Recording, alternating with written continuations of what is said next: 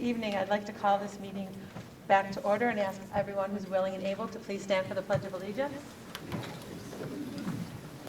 I pledge allegiance to the flag of the United States of America and to the republic for which it stands, one nation, under God, indivisible, with liberty and justice for all.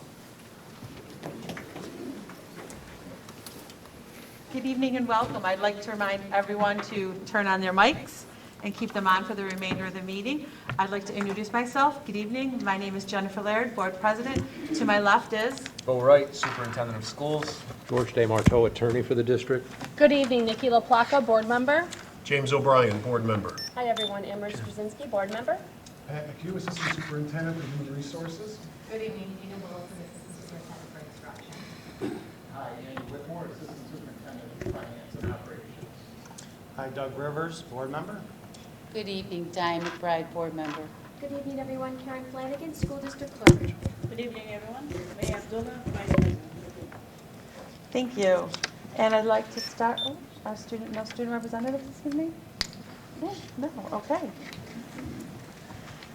Then this brings us to our public forum. This portion of the public forum is for items that are not on our agenda. We ask all speakers to limit themselves to 3 minutes. If you would like to speak on a topic during agenda, we ask that you wait until after the presentation. The board will ask its questions, and then you may ask your question. If you'd come to the center table so we could hear you, that would be appreciated. And this evening we have Barak Amin.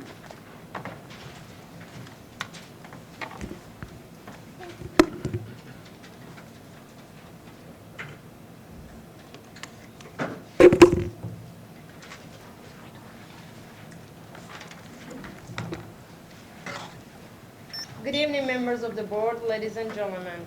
My name is Barak Amin. I'm a proud mother of 3 beautiful children who reside in Rush-Henrietta School District. I have also been heavily involved. I apologize, my laptop stopped working. I have also heavily been involved in our district for about 3 years as a volunteer and as a substitute teacher, for which I am beyond grateful. I have seen the hard work of many principals, teachers, staff members, and students. Their hard work is beyond what I can describe. There are no words that can express my gratitude for them. I'm here today to raise my voice for all of the Rush-Henrietta School District students and taxpayers. Our district has come a long way, yet it has a long way to go. Many hardworking taxpayers spend countless hours each week away from their families to meet the needs of their children. We often work weekends, double shifts, holidays, and extended hours to support ourselves and our families. We are one of those taxpayers. As our tax increases with higher and higher assessment, I want to ensure that our extra tax dollars go directly to the benefit and growth of our school's children. The unspoken voice of our children should always remain our primary focus, and children must always be the first in line in the budget. According to the Rush-Henrietta School District budget of 2019-2020, the total budget is $132 million. About 25% of the entire budget goes to employee benefits. The district spends about $21.6 million in health insurance alone, and $50.3 million in salaries this year. The total salaries represent an increase of 3.6% over the last fiscal year, which outpaced inflation in 2019 by double. As we discuss salaries and benefits for future budget, we should never lose sight of the reason why we are all here to begin with, the children. As always, thank you for all you do for our community and our children. Thank you. Anyone else?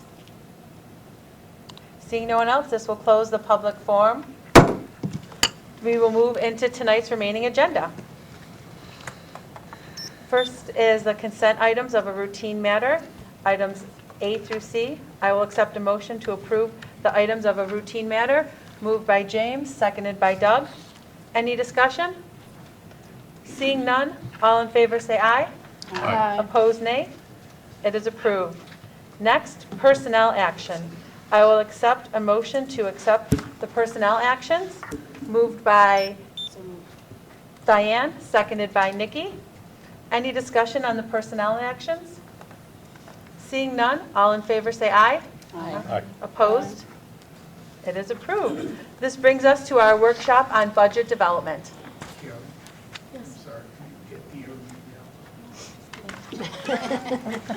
get As we're working with the 30 seconds. technology here, as discussed with this workshop, Andy's going to walk you through the specifics of the tax levy cap, the updated revenue budget, and the election propositions in draft form, one of which is centered on the Good Shepherd property. As you know, we have recommended an option which would be sort of a phased-in approach. And we have our district architect here, David Kay, and we have representation from Labella, who's been helping us with this process as well. So what we're really looking for, we'll be asking you to vote on all the draft propositions tonight, but we really need to know what you're thinking as far as the Good Shepherd property goes so that we can move forward with that. I also want to say, just so that there's no confusion, as I was talking last meeting about where we were with the allowable tax levy cap, we were at about 3.4% due to growth that we experienced in our community. That number has changed to, I believe, about 3.78, and Andy's going to be talking more about that. So I'll turn it over to him. All right, thanks, Bo. So yeah, before we get to the Good Shepherd piece, as Bo mentioned, what's in your resolutions is tentative. It's totally dependent upon what direction you want to go in tonight. It's all subject to change, but if you do want to move forward, we need that approval tonight to meet the deadline for the May vote. But before we go there, we'll talk about the budget, because the tax cap needs to be submitted to the state controller by March 1st. So this is my last chance to review with you. And it has changed quite a bit since we first met with you. If you look up on line 4, the pilots of $4,250,000, that's the pilots that we budgeted last year. And what happens is that gets added to the prior year levy, and then the inflation factor gets applied. The inflation factor is 1.81%. So that's a little bit higher than the 1.7 we had in our estimate a month ago. But the other big thing that really changed, if you look at line 11, pilots for the upcoming year, when I first showed that to you, that was $4,850,000, and we've had a couple of things change since then. One thing was some large pilots that are on the tax rolls as pilot, where Comida owns the lease to the property. The new town assessor wants to get them off the pilot roll, even though Comida still owns the lease, and put them back on the levy. So that means we won't get some of the growth that I thought, because some big projects are coming off. The other thing is marketplace. I included in your board packet some discussions about the U of R project. And what happens when a project, when land use changes, it comes off, it has to come off its pilot use, and it'll sit on the taxable rolls until that project is built, and then that property will become tax exempt. As you know, it's hospital facility, so it will be tax exempt. But for a year, it's going to be taxable. And the town is going to move tomorrow night at their meeting to remove the U of R portion from the marketplace, which is under a pilot. So it's estimated about $300,000 worth of pilot will be reduced at marketplace. Now, it's not a loss to us, but it's going to move from pilot to levy. And so that's why our levy increase, as Bo mentioned, is now 3.78%. So we started off at 3.2, but with the decrease in pilots, the total the district is getting is the same. It's just rather in the form of a pilot, we're getting it through the levy. So it's still should allow us to keep our tax rate under 2% because this is going to be new money. There was money that last year came in as a pilot. Now it won't be a pilot, it's going to come in through the levy, but it's new money, so we should still be able to keep our tax rate under 2%. So that's why the levy is now 3.78%. And that's the max we can go to and still remain under the tax cap, so we only need a simple majority vote. So if the board is amenable to this, there's a resolution to approve this. So any questions, because it is a big change. It went from 3.2% originally to 3.4%. Now it's at 3.78, but we believe our tax rate will still stay under 2% because it's just new money in the levy and less money in pilots. What's the difference in real dollars between the real money in pilot versus the levy? We were at 4,850, so it's come down 450,000. So that our pilot's estimate is reduced by 450, but our levy estimate is increased. Increased by the same amount. Yeah. So net to our budget, it's no impact, but it does affect the tax cap. And that's good for 1 year because U of R is going to kick in with the new Right, pilot. and then after next year, when U of R becomes exempt, that money gets lost. So next year, we'll have to adjust for a $300,000 loss in levy. When the property becomes university property and Exactly. thus tax exempt. Right. But our money should be good for 2021. But you're right, the following year, it'll become a net reduction. Which was going to happen anyway. It's just, now there's a bit of a shuffle from the pilot over to the levy in the interim. Yep. Anyone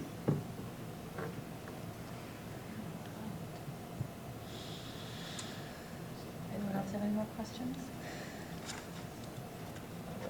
Do you want to do the resolution? I will do the resolution. I will accept a motion pertaining to the adoption of the state levy.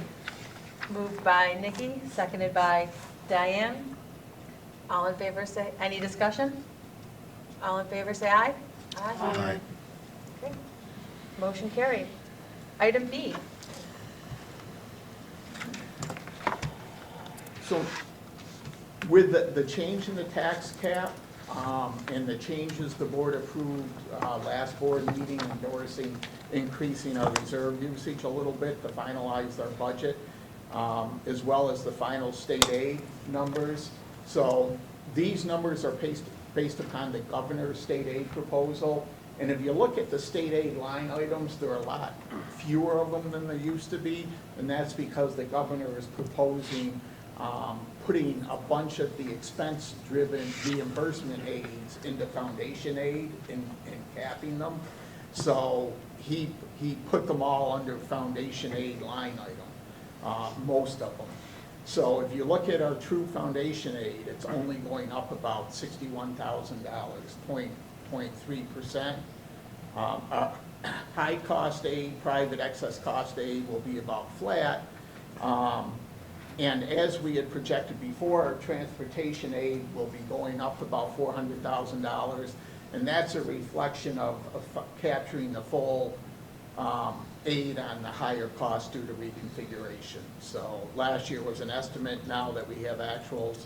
And then the good news we got out of the governor's budget was the building aid is actually up 100,000 instead of being down 100,000. So our net state aid estimate at 600,000 increase is a little bit, a couple $100,000 higher than it was originally. So it's still only a 1.6% increase, certainly not enough to cover our structural cost increase, but it's going in the right direction.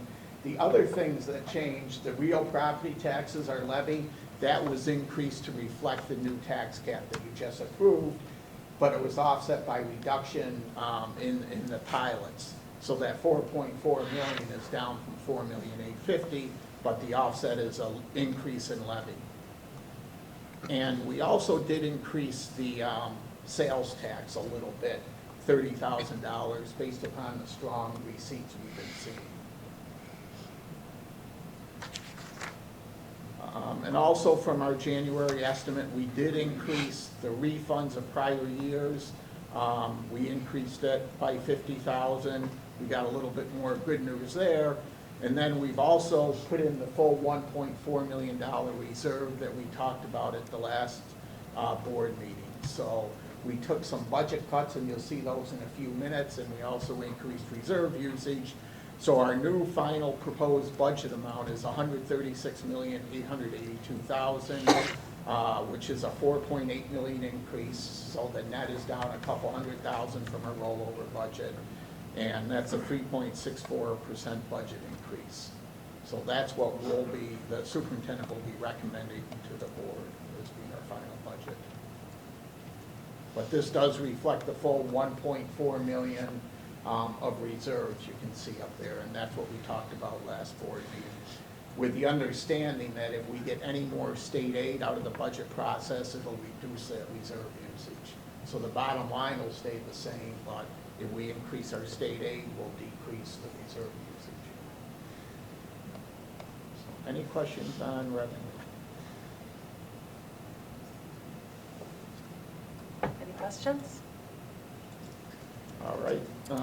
The next item is just the updated budget overview. And I won't take you through the whole thing since you've seen a lot of it before. But this will just reflect the final changes that we made. So as you remember, when we started with our rollover budget, it was a $5 million increase, 3.8%. We had a $617,000 gap, but we had some budget additions that the board did endorse at the last board meeting, $248,000 to increase the gap to $866,000. And these are the cuts that we took. $466,000 of cuts. These are what we reviewed last board meeting. They're now built into the budget, so some turnover savings of retirement. We reduced our growth in our EMCC slots from 115 to 105. Typically, they've been 95 to 100. We'll eliminate a coaching and an academic coach position, as well as an E&L teacher aide. And we're going to relook at our special ed staffing and capture some retirements through attrition. So those are $466,000 of cuts, plus we used $400,000 of additional reserve. So our gap, we now have a balanced budget, and that's what we're recommending to the board. You can see last year we had a $3.4 million gap. This year we're at $4.2 million on our ongoing revenue versus expenses, and we're closing it with one-time savings and reserves. So appropriated fund balances, savings carried over from the prior year, and the reserves we're digging into. So now, but it does give us a balanced budget. So our final budget that we're proposing to the board is $136.8 million, $4.8 million increase, 3.6% increase. And that's what the dollar amount you'll see in the draft proposition. So any questions? We're in a good, as long as the board is agreeable, we're in a good spot on our budget.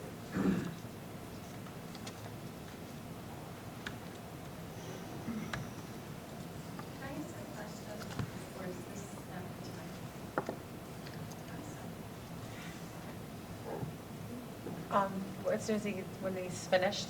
Oh, sorry.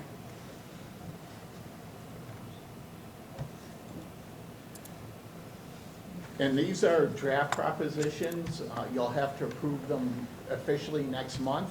So I wanted to show them to you to see if you had any concerns. The first one is the normal budget language, the $136.8 million that we just talked about. It's voter approval, and it only requires a simple majority.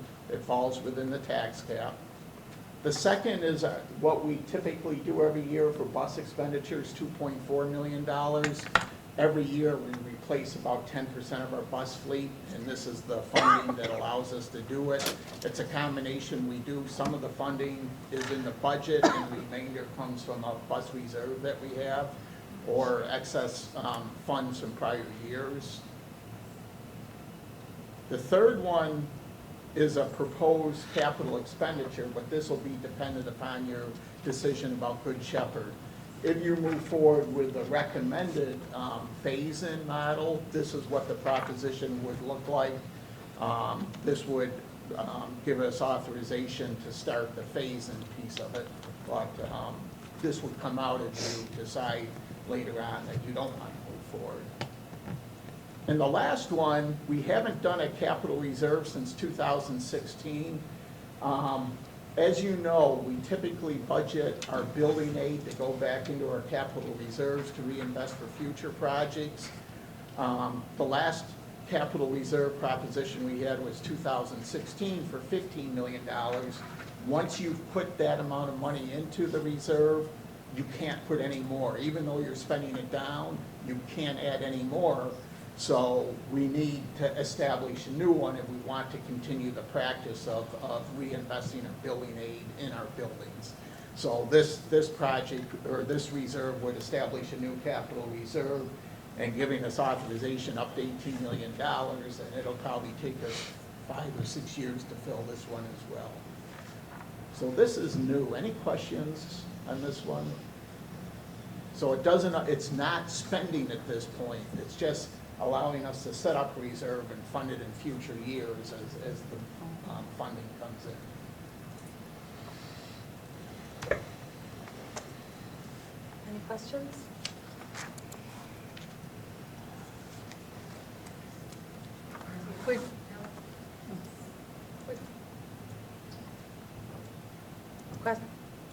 Terry, did you have a question? It's okay. So now we're on to Good Shepherd. All right. So now we'll do Good Shepherd. With us again tonight, David and Bill, if you come up here. They pitched it for me last board meeting when I was under the weather. I hear they did a fine job, so we'll bring them back again.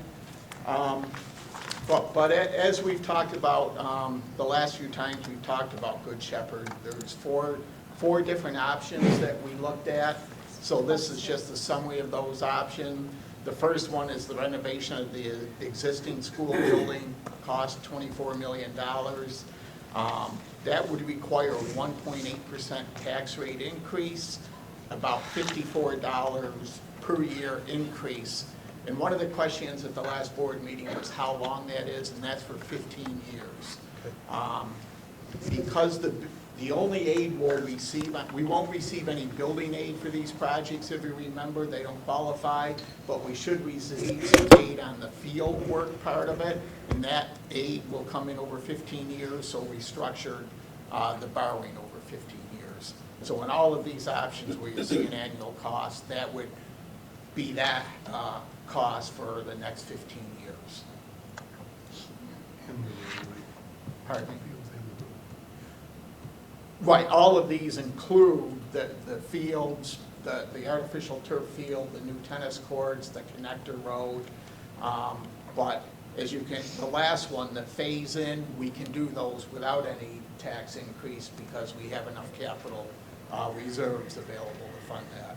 So out of we have the four options: the renovation of the existing building at $24 million, tearing down the existing school building and moving those programs to the Webster building when the BOCES lease expires. That would be $15 million or $25 per year. The third option is to tear down the existing building and building a new pre-K building that would be configured a little bit better and not have any of the asbestos and would have the new fire alarm system and everything. That's a $29 million cost, $78 per year for the average $150,000 house. And the fourth item was to tear down the existing building and build in a new alternative program building. But when we found out that could not be aided, we're not recommending that. But because of the cost for these, what we're recommending is phasing it in and doing, as David mentioned, doing the field work, the artificial turf, the new tennis courts, the work on the original church building, renovating that so it could be usable, and building the connector road. And that's roughly about 8.6 million. When I put it in the proposition, I rounded up to 9 million, just to give us a little bit of leeway. Construction costs always often go over. So those are the options. Our recommended one is phase one, and if you do agree to that recommended one, you'll have to approve the seeker. In order to make this onto the May vote, that seeker takes time, and that would have to be approved tonight. So any questions or guidance on which direction we'd like to go? I have a couple questions. The small soccer field, that's just a practice field, not a playing field, correct? Right, it's not a full Okay. size. And then my next question is with the turf. What are we looking at costs for adding to our budget in the years after for maintaining that? Really, it's fairly neutral. It does neutral, take maintenance, but right now, maintaining the existing real turf, the costs would pretty much offset each other. Okay. So we feel that at most, we would add like a grooming machine. Joe, any other big costs that you can think of for maintenance? No, I think you're accurate in that it's fairly even. And the field has a lifespan about, say, 10 to 12 years.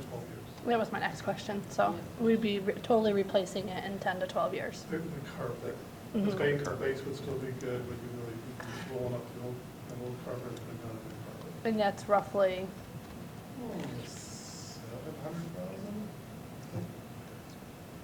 Yeah. In today's dollars? right? Does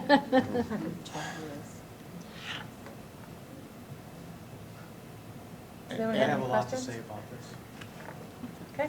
So, board members, as you think about this, a couple things that come to my mind is, this is a huge expense. You're looking at, just if you do renovation for option one, you're looking at $24 million.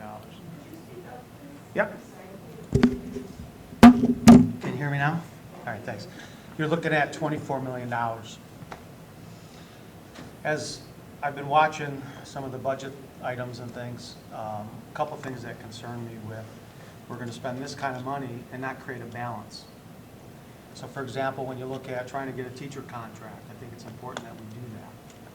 When you look at busing issues, right, we're looking at the cost of busings. We've been trying to get, and meeting with legislators, trying to get additional funding for that. When you look at special ed requirements, taking away some of these services from BOCES, things like that. When you talk about increasing tax dollars, and if you're just looking at a $150,000 home, $54 a year. And then class sizes. So as we're having teachers retire, we're not filling those classes, we're not replacing those teachers. That means our class sizes are up. So when I look at this project, I see as a board member and as a citizen that we're increasing the cost to our taxpayers and reducing the benefit to our students in the classroom where it matters most. So, we've got a cap of what, 1.99% currently that we're looking at for the next year. So really what we're saying is if we approve this, we're going to go above that 1.99% and fundamentally to pay for this over a period of time.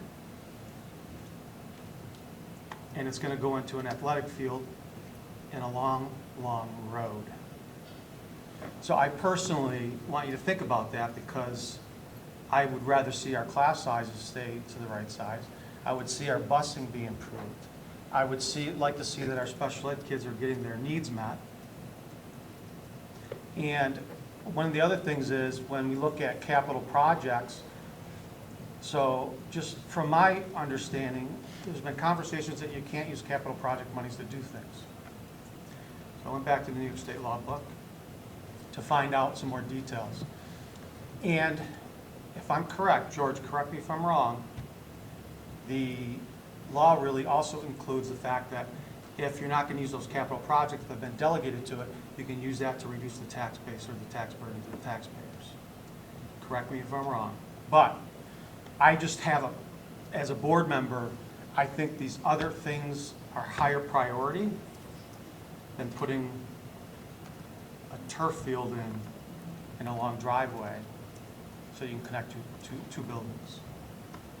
I don't know if we can actually try to address these other issues first, and then once those are addressed, and that includes, we've been talking about school needs. So as we visit schools, we're trying to improve, say, Roth. We're trying to improve their educational program so that kids in math and ELA, they're at a higher level. To me, that's more important than putting these fields in a driveway or a mini road.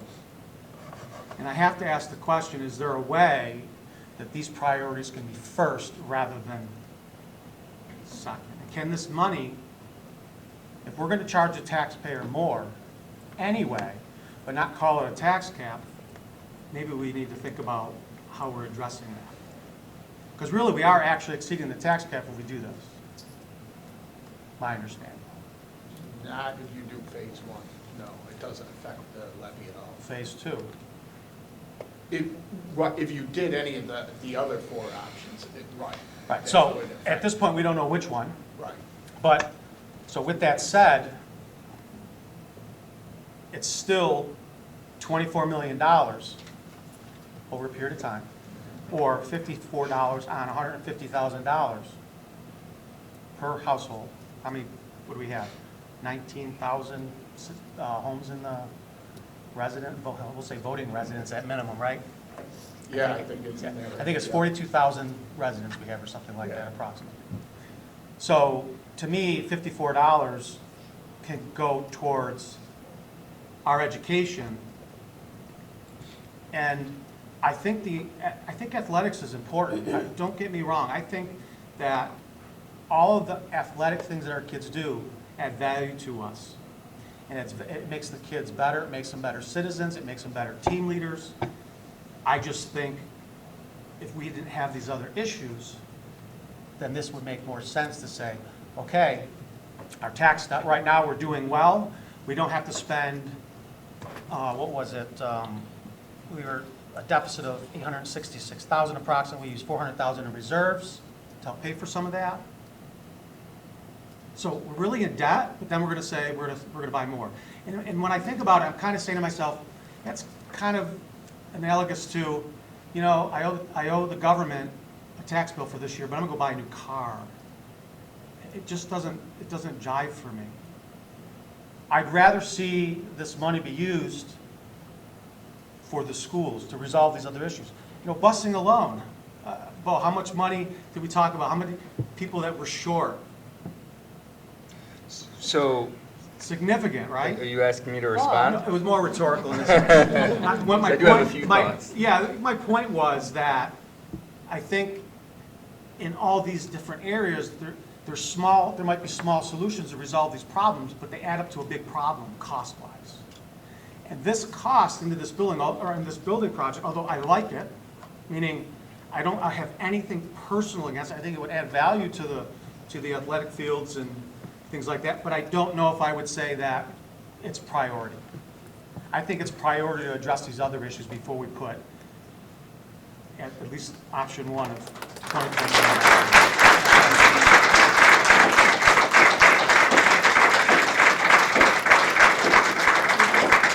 Do we have any thoughts? Well, I just had one question. For the renovation of the church, would you be adding a new fire system there and sprinklers as well? For the, whatever's going to be the We have a fire auditorium? system in there, but we haven't discussed sprinklers, we haven't in that level of detail, but we know we have a fire system.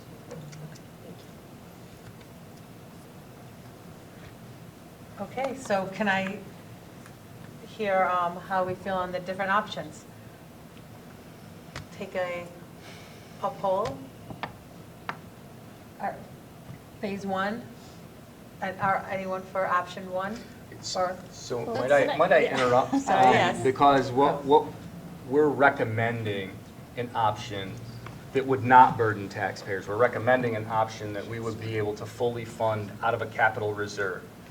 A capital reserve is a reserve that is used to support facility enhancements. So to answer your question, it's not a matter of taking that money and using it to hire more bus drivers. I'd love to fully staff our transportation department, but money isn't the issue right now. We have, in last year's budget, we funded those vacancies, but the drivers just don't exist right now. The money that is in that reserve it's not necessarily a matter of just being able to reallocate that money with some of these other things. I think the question you have to ask yourself is, you've purchased this property, how do we best utilize it? And so what we're trying to do, based on the feedback that we've received from the community over the course of 2 years, through the thought exchange, through what we heard in the community forum that was centered around support for athletics. But I also want to point out that this, if you were to make the decision to put in an athletic field that's artificial turf, which I think we're at this point the only district in the county that doesn't have one, it's not just about supporting athletics, it's also about supporting students through physical education as well. But the idea is to try to support the things that the community said was important in the development of this site without burdening taxpayers. The sole purpose of the capital reserve is to support our facilities. And so I think the question you have to ask yourself is not necessarily, how do you take the money out of capital reserve and use it for these other things because you would be restricted in terms of its use, but do you want us to use this money for other things in support of our facilities? You know what I mean? Do you want us to put that money into Roth? Or do you want us to put it into other investments in terms of our buildings and our grounds? Because that's a decision that the board could make. You could sit on the property and do nothing with it, but you do have the money there that would give the community what they said was important to them in the development of this site. What was clear in the thought exchange was that the community supported you purchasing that property, and that happened before I even got here. And what was clear is that they do want a road, and what was clear is that they did want to see us develop that church. Now, that doesn't mean you have to do it, but that's what the community in general said. And what you really have to weigh is, like I said, we're not suggesting that you spend $25, $30 million and burden our taxpayers, recognizing that we have a whole lot of other things that we have to address. Because if you did go with that option, then what you're talking about, Doug, it becomes a reality. We would be squeezing academic program. But with this, the sole reason that we're proposing this recommended option is so that we can get work started and complete work that the community sees being of value. But I think what you have to weigh is, do you invest your capital reserves in that aspect of facilities, or do you invest in another aspect of facilities? But that's what the money is to be used for. I don't know if I'm missing anything, Andy, in terms of technicalities. Yeah, no, I think you're right, and I'm not sure. My understanding of the law has always been capital reserves can only be used for capital improvements. They can't be used for teacher salaries or instructional supplies or other things. To clarify, when I went back to look at this, and please correct me if I'm wrong, but when I went back to look at the law, it said that if you have, say it's a capital reserve project and you got money left over, right? What do you do with that money? Well, you can use it to reduce the tax burden to the taxpayer. You can't take money out of the capital reserve fund except for capital improvement work, and any money spent from the fund has to be voter authorized and approved. And just one other thing to add, just another twist, because it's certainly your decision, but the governor again this year has proposed to eliminate the aiding of artificial turf fields for projects approved after June 30th. So last year he proposed it, but it did not make the final passage. So that is something that if you ever do want artificial turf, there might come a day where it won't qualify for aid. So right now, even though you might be spending $8.5 million, you will get roughly half of that back through state aid, which you wouldn't get back. But certainly, yeah, it's certainly the board's decision. You make very good points. You know, I hear you, and I'm not saying anything you're saying is wrong. You know, let me put myself as a taxpayer. I would say, you know, if I'm going to add $54 to my tax bill a year, I would first want to make sure that our students are getting what they need in education. You know, kids sitting on a bus for, and I know, I hear you that, I'm just using this as an example. If there was a way to resolve the busing issue more using money, then I would like to see that we could do that, and I'd be willing to pay for that as a taxpayer. But as a taxpayer, when I see that we have some missing components in our education, which I just described a minute ago, if you will, I would rather see that resolved first before we did this. I think that it's important that, you know, artificial turf. I mean, I remember the conversations around this 2 years ago. There's maintenance after that, and yeah, we don't pay this year, but once we commit to this, there's going to be a fee for this. And so, as we talk about reductions, we look at the deficits that are coming, I look at it and go, we got to find a way to fill the voids that we have in those other areas first. First. It doesn't mean that I'm not saying that there might not be a place for this down the road. And the question is then, if we have these voids now, is this year the year to put the road in and put the artificial turf in? So we can see how to fix some of these other problems or mitigate them as much as possible to minimize and prioritize, and then look at maybe planning ahead to see what's coming down the road and say, okay, let's put it up for vote next year. Because if I'm saying we've got these voids and I'm a taxpayer, I'd rather see us go over the tax cap and do a referendum and say we need to fix these other problems. That's just me. So, I can't say, because I didn't see the surveys, I don't know what the surveys say. Maybe they tell a different story. But in the surveys, was that a question that was asked? What matters most? Do we fix these problems first, or was the survey engineered to basically say, let's just talk about the fields? The survey was centered around the development of the Good Shepherd property in general. Yeah, and so I think I even filled out the survey, but it was so long ago that I forget some of the questions. So for me, I just want to bring it to this board's attention that these are my concerns and have you think about that, because if we can mitigate some of these other challenges we have this year and then maybe resolve some of these issues, then maybe next year we could hopefully some of them resolve, most of them resolved, or some of them resolved to maybe even take care of some of this burden. So I understand the issue tonight, though. It's not an irrevocable commitment to go ahead. What you're looking for is to get the process started under secret so that you can meet the time deadlines. Is that right?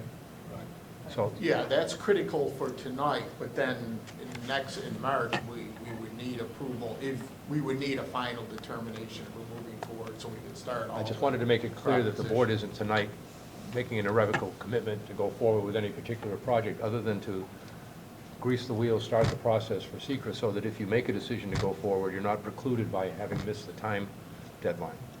So this is really just about starting the process in secret, and at some point, if you stop the process. You haven't done anything irrevocable by doing that.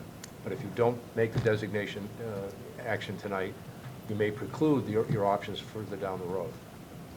Is that basically where you guys are coming from? That's true, but a decision will have to be made. I'm not saying, but I'm saying the action tonight is not an irrevocable Tonight, commitment. definitely, if there's a thought you might want to move forward, like we absolutely need the secret. Tonight. But if then next board meeting, you decided for all the good reasons that Doug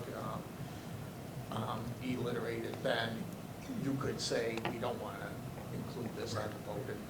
We're not committing to any construction tonight. We're just committing to the beginning of the process that may lead to There construction. will be some engineering costs, but nothing significant. You are bumping up against the deadline, though. Right. I mean, the hope was that you would be in a position tonight where you would be able to make a decision. If you're saying that collectively you're not able to do that, then we could postpone it until March. But we're putting ourselves in a time crunch as far as making sure that is ready to go as far as the proposition goes. But they can make the decision to designate the district as lead agency without committing to the project itself. Very true. What I'm saying is if you weren't in a position, if collectively you're able to make a decision one way or another, that's helpful to us. If you're unable to do that as a group tonight, then you could act on the seeker and not on the proposition. Exactly. Let me add one more thing to that. You know, think about it. We go to our legislative, our school board legislative luncheon, and we have conversations with legislatures about funding that we ask for. We don't have enough money. We don't have enough money. And then we're spending $24 million on projects like this. How do they view that? And I'll be rhetorical again. You know, how, as a legislature, you're saying, well, we want more school aid, more funding, but yet you're spending it on turfs and a road, not education. And so, honestly, I've had legislatures say that to me. So the reality is, how does it look when we do that? And I'm not trying to sweat. What I'm trying to do is just say that, in my opinion, these are, you know, there's also a perception of how we're spending our money, right? And that's really what we're talking about here. But then getting the education the kids need. So, are we doing it wisely? And on that note, that's the last I'll say, because at least I put it on the table for all of you to think about my perspective. Do we want to entertain the motion of heading to continuing with the SECRA? I'm going to call, okay, I will call a motion for the district to take motion. I'm sorry. She has a question. Yeah, I'm sorry. After hearing the conversation, I just am curious, in regards to option 3 with the pre-K building, is there any idea of like if that's going to change any type of enrollment, if that's going to change anything with programming, looking at early intervention and stuff like that, that's going to benefit? I feel like that will benefit the community to give them pre-K. Preliminary, no. All these options maintain the current programs, and really at some point to maintain our current programs, we are going to have to select one of option 1 through 4. We don't need to make that decision this year. This year is just laying the groundwork to do some other improvements. But number 3 would definitely, over time, if funding ever became available for additional UPK slots, that certainly would be enabled by this building. Even in the current building, that is enabled. But the current building is very aged, so at some point, significant money will have to be put into it or move the programs. I mean, you can go a number of ways. But all of these options do help maintain all those valuable programs that are located there. At the Good Shepherd. At the Good Shepherd building, including UPK and adult literacy and health care and all these things that the community values. Did he answer your question? Yeah, I just am wondering in terms of the pre-K, as like I'm a parent of 2 children that went to Good Shepherd, just looking at the rooms and how it is aged, just thinking of how are they going to update that if that is not an option, or where will the programming be moved to so that it's more accessible for those kiddos? We haven't determined that yet. That's what these options do. That's what this is for. Right.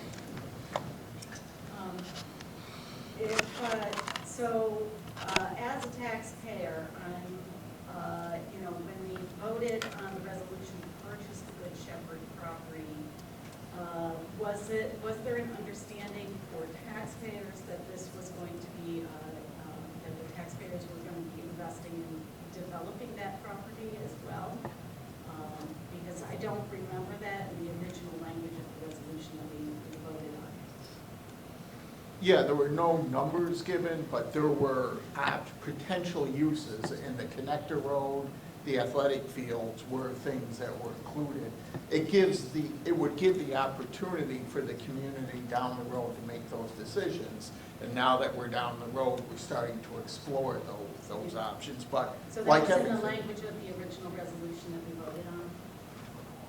the original resolution was just to purchase the property, but in the communication that went out to residents, it explained potential benefits of it, long-term benefits. Because if I recall, I mean, the reason I voted to purchase the property, and I've spoken to a number of community members as well, is we voted to purchase the property because we wanted to invest in early childhood education, in the preschool and in adult education here in Henrietta. And so it was, quite frankly, as a taxpayer, shocking to see that what we're talking about is athletic fields when I thought that we were investing in early childhood education. And then when the survey went out and looking at the different questions in the survey, it was again rather surprising because I remember when we talked about turf 2 years ago, and it was talked about, well, should we do turf or should we repair roofs? And everybody was like, well, let's repair roofs. And this time, when we're talking about turfs, it's kind of like, well, should we do turf or should we do preschool? And it's kind of like, well, that's kind of a tough. Well, this certainly isn't, none of these options are recommending doing, all of these support preschool. These are all available programs. Mm-hmm. None of these options would do anything to deter the district's commitment to the programs that are there. I think the long-term decision that will have to be made down the road is, and so let me agree with you in terms of our want as a district to support our early childhood and adult literacy programs. I think the rub is going to be, and we knew this going in, is the cost factor, right? Whether you renovate, you saw those numbers, whether you renovate or whether you rebuild, no matter how you slice it, that is going to be a very expensive project component. Especially going into it, we thought that we would be able to generate building aid, which we now know we're not able to do. We can only generate aid on the site work, which would be the work on the roads, the work on the fields. The church renovation will not be aided at all. So knowing that, like I said, we figured, if down the road you as a board and the community are in favor of spending that money and investing in a new early childhood center, whether it be through renovation or a rebuild, then we could have that conversation.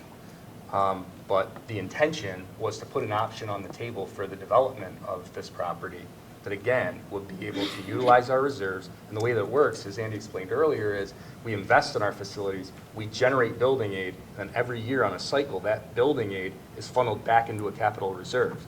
So we're actually on a very nice cycle where we're able to do capital projects every single year, which is not the norm in most districts, and it costs taxpayers nothing additional. So the idea was to put an option on the table for the development of this site that would allow us to do the things that people said they valued with it, but not burden taxpayers. And I don't want to be repetitive because I feel like I am being repetitive. I want to tap into one other thing that you were talking about, is the sports fields. At the time, we did agree that we were going to go ahead and take care of our roofs that year, but we also talked about we needed to come back and revisit the sports field, and we needed a complete audit of what athletics needed, what phys ed needed, before we could make a decision. So that decision was put off till we were able to receive more information regarding what the needs would be, not only for athletics, but for our physical education. And a committee was set up with Tom Stewart, and those recommendations have come back to us, and that's part of what you're seeing here, is this would meet the needs of some of our athletics as well as our physical education.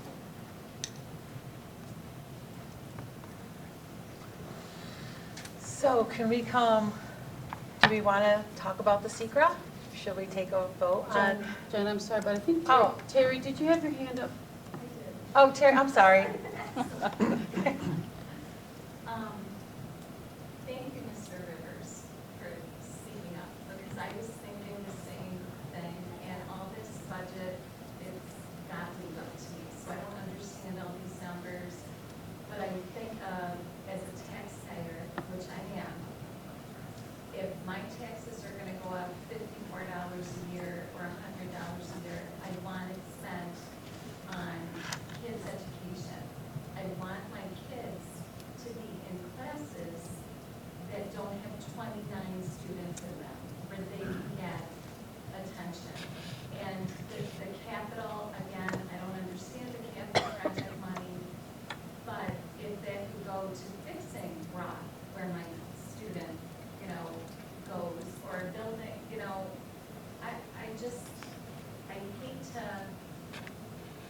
spend a lot of money down the road on things, I don't know. So thank you. And then, Mr. Ray, you pointed out like the survey. I'm wondering, because we have such a huge district, did we get a lot of people that filled out that survey? We actually had good participation, but I don't want to throw out a number because I don't want to, give you misinformation. If it was only like 10%, you know, I don't know if the public is really aware about this discussion. I don't know. Yeah, with the thought exchanges, we've actually been getting good participation on all of them, but I don't know the exact number of people that took the survey.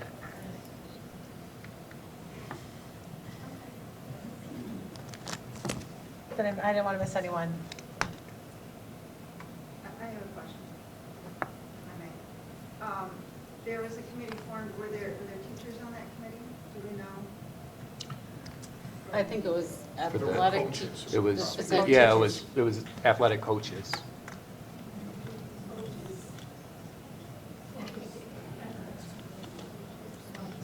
Okay. I'm sorry, Oh, my go other ahead. question was, is there, it's hard to tell on the document, is there a number for, the tennis courts need to be improved at the high school because they're not playable right now, right? So is there a number of courts that would be in that plan? Yes. And from the picture, it looks like it's 5, is that correct? So it's a replica of what's there right now. There are different locations, there's the same number of courts. Six. Yeah. It's 6? Mhm. Yep.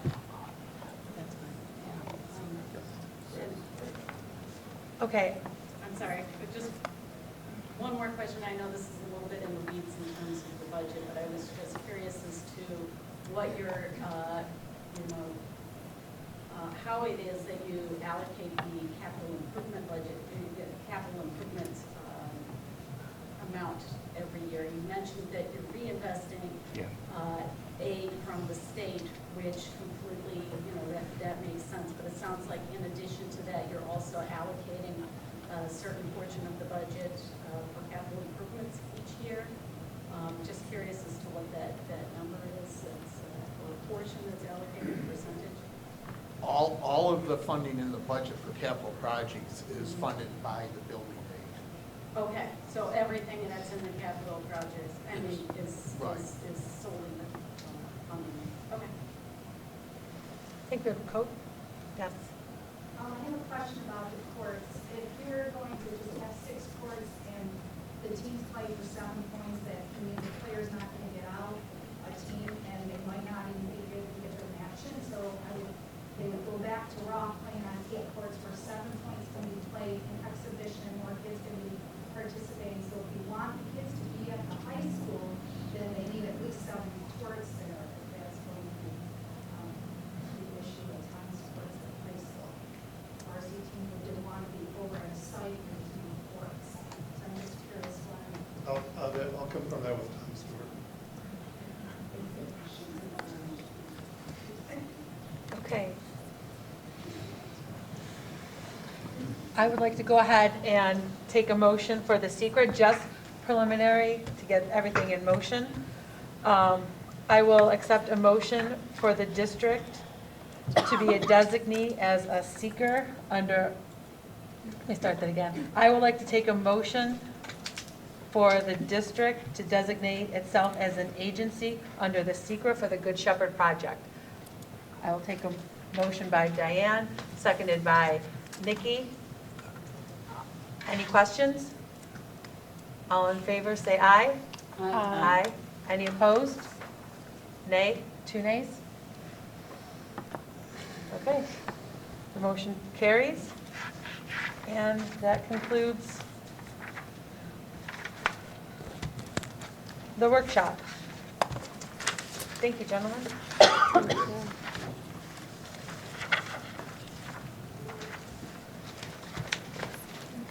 Going on in our agenda, item 10, motion pertaining to second read policies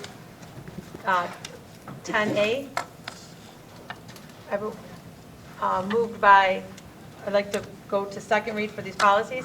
Moved by Anne Marie, seconded by May. Any discussion on moving the policies to second read? Seeing none, all in favor say aye. Aye. Opposed, nay? Okay, motion is carried. I would also like a motion to move 5110-R from first read to second read at the next board meeting.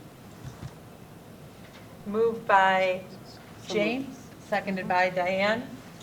Any discussion? Seeing none, all in favor of moving that to first read, say aye. Aye. Opposed, nay? Motion is carried. That brings us to the superintendent report. Okay. As many of you were aware, we just administered a thought exchange to our seniors over at the high school. So that closed just before the break, and we'll be sharing those findings. And I'll also be holding another student advisory group meeting this spring. That won't be exclusive to seniors. Last year, Beth Patton helped me arrange what was called a superintendent student advisory group, and so we just talked about the issues, the things that we're doing well, the things that we need to improve, and if you remember, they had some pretty good insight in terms of what we needed to keep supporting and some of the things that we need to do a better job with. So I'll share the information that came out of the thought exchange with you, and then just know that the advisory meeting will be coming on the heels of that. I'll be planning it with Principal Schaefer. At our last meeting, as we were reporting out as a group, I told you that I was unable to attend the Monroe County School Board Association legislative luncheon, but I would find out some of the key points within the discussion that took place that day. And so I was able to find that most of the conversation centered around final preparations for the legislative breakfast, which many of you attended. They also spoke about a national survey that was conducted by the National School Boards Association on attitudes towards public education. And members also identified legislators that they wanted to meet with locally, because the group isn't going to be participating in Lobby Day in Albany this year. So the efforts will be taking place locally. And the next legislative luncheon will be on March 4th. So hopefully I'll be able to attend that. Some reminders regarding upcoming events. The Equity and Inclusivity Committee meets tomorrow night at 5:30. I won't be able to attend. Jennifer and I will be going to Monroe County School Board's Executive Committee meeting at the same time. Sure. We're sharing mics. Usually I have a pretty good cafeteria voice, so hopefully this makes it better. Friday is going to be celebrating Public Schools Day at Crane Elementary. We're going to be inviting in some of our local heroes, local firefighters, police officers. So we're excited about that. That's going to take place on the 28th at 8:50. We have a school board visit scheduled at Webster Learning Center. That's going to be on March 4th. Is it Sherman. It's at Sherman? March. Oh, okay, all right. Thank you for that correction. So it's Sherman on March 4th? Do we have a time on that? March Karen? 15th. March 5th, right? It's March March 5th. 15th. March 5th? Okay. Sherman, Webster, 8:15. 4th, 5th. In my defense, Dolores has been out, so I've been left to my own devices with my calendar, and this is what happens when I don't have help. I mess things up. 8:15. So it's 8:15, and just to confirm the date for the record? Thursday, the 5th. Okay, all right, thank you for correcting me. The next legislative luncheon is scheduled at noon on March 4th.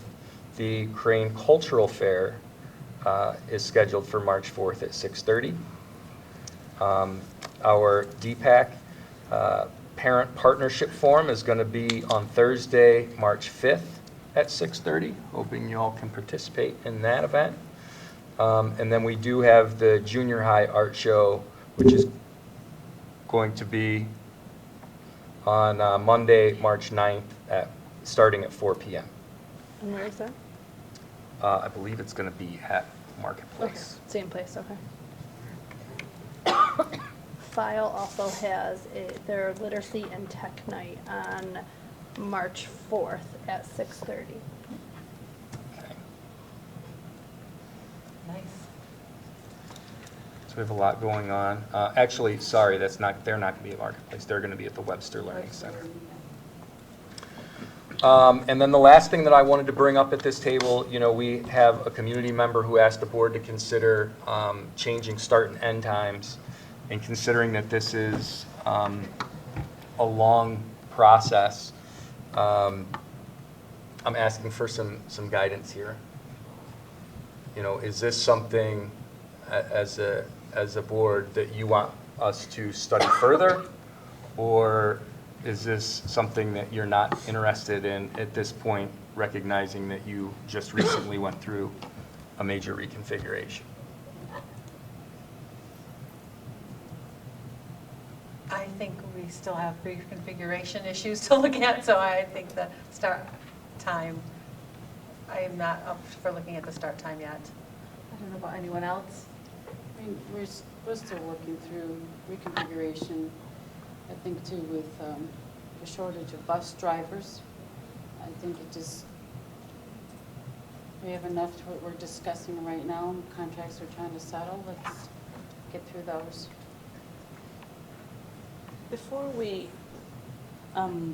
decide if we want to look into it or not, is there any way we can actually hear from other parents to see how they feel about it? If it's because I remember when we going through the reconfiguration, I attended some meetings and people were very adamant about having the older kids come first because they babysit their younger siblings, and parents were able to actually go to work without having to pay for someone to take care of the kids until they got on the bus or after school care. So I'm curious because we want to know, is it an issue that other parents share? So wondering if there is a way we can, is it worth it to go and offer like the thought exchange? So if we were going to put together a plan to study it further, that's one of the things that I would recommend, is that you solicit additional feedback to get a sense of, what folks in the community would like to see you do. Was that done, Diane? I wasn't on the board. What's the question? Start times with when reconfiguration. What was one of the? That was what we talked about, and the big thing was having the older students go to school first so that they would be home in time to help provide childcare for younger kids. And we even talked about readjusting times more, but when we went through the actual bus runs trying to fix things, we just don't have the drivers to be able to massage the times even out of the intermediate school. So those were some of the conversations we had. Most parents were in favor of keeping the early start times so that their students could A, help with childcare, B, work, sports, etc.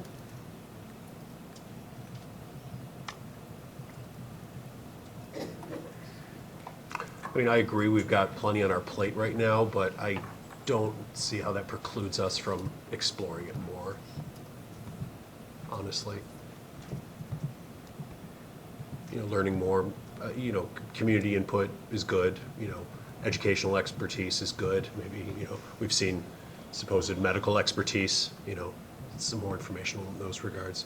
I think for edification, at the very least, whether we decide to act on it or not, Really like to see us settle contracts before we... Yeah, I mean, does one preclude the other? I mean, does... It makes it more challenging. In terms of time, resources, manpower. I mean, you know, but if it places undue stress on other things going on, then- It's not necessarily undue stress, but to an extent, we, you know, I mean, when you talk about start and end times, you would be looking at, you know, some of those things being negotiated. Okay.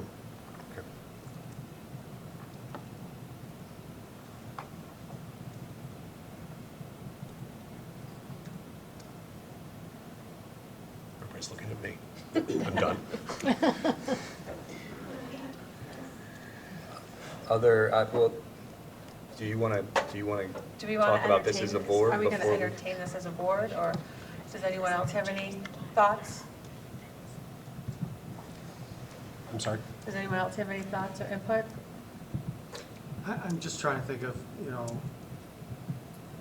I know it has been a big big concern with people. I just don't know. I don't agree. It's a small group that's looking at it, and as I said, I'd really like to work and get a contract settled so you can work through, because some of that is negotiated items. So, Or to just make a small recommendation, I mean, obviously, I know it's a huge issue. Whatever you decide, you may want to put out an information sheet or something along those lines. I think that's, yeah. Just, you know, acknowledging the fact that, yes, later start times are very good, you know, and it's proven to be very positive, but maybe at this time, you're not able to implement later start times, but here's some other recommendations. So, oh. Yes. I definitely would like a contract settled, that's important, but I do think it's more of a transportation issue than a start time issue, because I have students whose buses pick them out at 6:10 in the morning. It's dark, and I don't think that's safe for kids. I think, I don't know, but also if you have a survey for parents, you might want to include and ask teachers, have a survey for teachers too, about start time and how they think their students are doing. Yes, ma'am. I think also, I totally agree. Some of our kids, we have this student who, because she is overflow from train, she'll be spending 2.5 hours on the bus a day. That's crazy. A lot of the problems have been coming from when it's an overflow student from, let's say, Crane, and they're coming to grade 12. These students are on the bus for and that's a big one. And I think it's not necessarily, just start time. I think it's transportation time. Okay. So I think the superintendent is asking whether there's a majority of the board that wants him to undertake a formal review and study of the change in start times. And if there isn't, then it would be understood that the matter be tabled, postponed. put on the back burner for the time being until more information becomes available, or there's a different inclination on the board's part. So. And you could do that informally by first testing to see whether there's that kind of interest. You could do a formal motion, but I don't think you need to do a formal motion. Survey? You could take a survey of the board. Sorry, so- I missed that. I think the superintendent wants to know whether the board, as a board, wants him to undertake a study of the change in start times. Yes. And if so, fine, that would be the direction to go, and the process would start. Or if it's the feeling of the board that this is not a time to start the investigation into that issue, and set it aside for the time being until some further date. And I do agree that at some point, because it's been brought forward, that a statement ought to be made that the board has deferred consideration of the start time issue for the time being. I think that's what you were saying. So would we like the superintendent to further study the start times, changing the start times? Do we want him? Show of hands if you'd like him to. I think if it was just you mean just like do a thought exchange, see what people's thoughts are? Just not anything saying we're gonna do anything, but just to get an idea where people stand? If it was, I mean, I wouldn't wanna go real in-depth, I mean, a simple questionnaire, something like that, I wouldn't be I mean, opposed it to. could be as simple as that as a starting point. I think it just needs to be something. Do we want to proceed this, or do we have other things that we'd like to table this until we continue, or until we solve it? Sorry, a parent survey at the end of the year, or when does the last one comes out? This It's is, just yeah, the- just That's closed. it, yeah. So do we want Bo to continue looking into this? Show of hands if we want him? Anne Marie? Maybe down the line, maybe not So right now put until this we in get a some of parking these, lot. yeah, maybe at the end of the school year, Okay. when hopefully everything else is Yeah. settled. So this can go in a parking lot until later. Okay. Okay. That concludes the superintendent's report. Thank you. Thank you, Bill. Okay. Town business, the board report. Did everyone have a chance to look over the meeting request, the invite? I thought it looked good, Karen. I didn't see any problems. Thank you. And that will bring us to I'm sorry, that'll bring us to board reports. And first up is Anne Marie with the informational exchange. Real short, it was cultivating lifelong readers in the 21st century, and West Irondequoit discussed their practices that they have in place and said that the stronger the literacy skills we have when we're young is what's going to increase the likelihood that as an adult you'll work full-time, that you're going to help kids with homework, that, what was the other things, that you'll vote in a national election, you'll volunteer and participate in your community. And that was the short of it. Great. Budget advisory, Nikki? We did not have that meeting. It was on our calendar just in case, and the group decided they did not need it. Great. So that will bring us to board recap. So I'm just going to repeat what Bo said about the upcoming events. The March 4th, the Equity Committee meeting is tomorrow. There's a public school day at Crane at 8:50 a.m. on Friday. That's Friday. And Fire Literacy and Tech Night is coming up on March 4th. DPAC is March 5th. The Junior High School Art Show at the Webster Building on March 9th. A school visit at 8:15 at Sherman on March 5th. Thursday, March 5th. That's it. Okay. Thank you. All right. Let's look. That's it. All right, so I would like a motion to adjourn this meeting. Moved by May, seconded by Diane. Any discussion? Seeing none, all in favor say aye. Aye. All right, motion adjourned. We're done. Thank you.